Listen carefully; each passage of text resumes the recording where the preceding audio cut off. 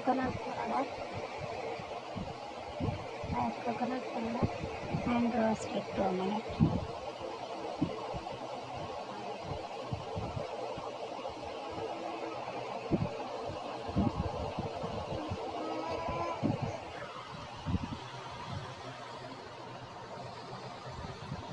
Add date paste and fry it. Mix it.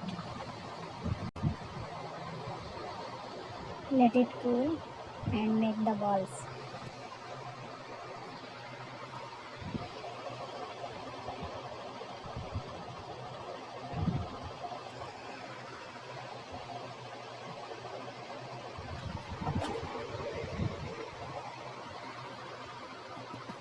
Tasty and delicious coconut balls is ready.